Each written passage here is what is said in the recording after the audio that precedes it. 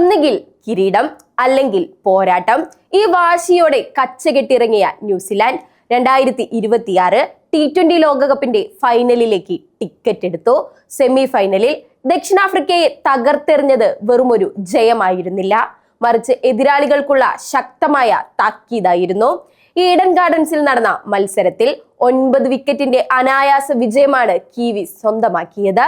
South Africa ഉയർത്തിയ 170 runs വിജയലക്ഷ്യം വെറും 12 ഓവറിൽ മറികടന്ന ന്യൂസിലാൻഡ് T20 ക്രിക്കറ്റിലെ തങ്ങളുടെ കരുത്ത് ഒരിക്കൽ കൂടി തെളിയിച്ചിരിക്കുന്നു.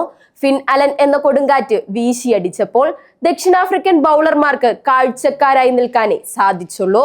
വെറും 33 പന്തിൽ 8 സിക്സറുകളും 10 ഫോറും അടക്കം അലൻ അടിച്ചെടുത്ത സെഞ്ചുറി ഈ ലോകകപ്പിലെ തന്നെ ഏറ്റവും മികച്ച ഇന്നിംഗ്സുകളിൽ ഒന്നായി മാറി.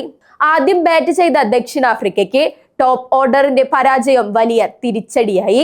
മധ്യനിരയിൽ മാർക്കോ യാൻസൻ നടത്തിയ പോരാട്ടമാണ് അവർക്ക് 169 റൺസെങ്കിലും സമ്മാനിച്ചത്. എന്നാൽ മറുപടി ബാറ്റിംഗിൽ അലനും സെയ്ഫേർട്ടും ചേർന്ന് തുടക്കം മുതലേ ആക്രമിച്ച് കളിച്ചതോടെ കളി കിവീസിന്റെ കൈപ്പിടിയിലായി. സെയ്ഫേർട്ട് പുറത്തായെങ്കിലും രജിൻ രവിചന്ദ്രയെ കൂട്ടുപിടിച്ച് അലൻ ടീമിനെ വിജയതീരത്തെത്തിച്ചു. തോൽവികളിൽ നിന്ന് പാഠം ഉൾക്കൊണ്ട് ഇത്തവണ കിരീടം കൈവിടില്ലെന്ന ഉറച്ച തീരുമാനത്തിലാണ് കിവീസ് പട. ചോക്കേഴ്സ് എന്ന് വിളിപ്പേര് മാറ്റാനിറങ്ങിയ ദക്ഷിണാഫ്രിക്കയ്ക്ക് വീണ്ടും സെമിയിൽ കാലിടറിയപ്പോൾ ന്യൂസിലാൻഡ് തങ്ങളുടെ സ്വപ്നതുല്യമായ ഫൈനൽ പോരാട്ടത്തിനായി സജ്ജമായി കഴിഞ്ഞു. അതിലുപരി ഓരോ പന്തിലും ജയത്തിനായുള്ള അടങ്ങാത്ത ദാഹം പ്രകടിപ്പിച്ച കിവീസ് പടയ്ക്ക് മുന്നിൽ ദക്ഷിണാഫ്രിക്കൻ കരുത്ത് വെറും ചീട്ടുകൊട്ടാരം പോലെ തകരുകയായിരുന്നു.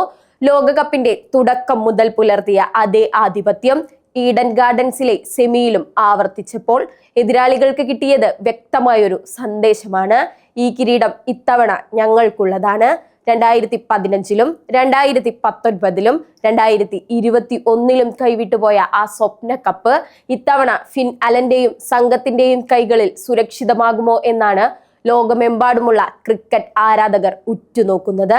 ഈഡനിലെ ആവേശ പോരാട്ടം അവസാനിക്കുമ്പോൾ ഒന്ന് വ്യക്തം: ന്യൂസിലാൻഡ് വെറുതെ ഫൈനലിലെത്തിയതല്ല, അവർ ലോകം കീഴടക്കാൻ തന്നെ ഉറപ്പിച്ചാണ് കച്ചകെട്ടിയിരിക്കുന്നത്.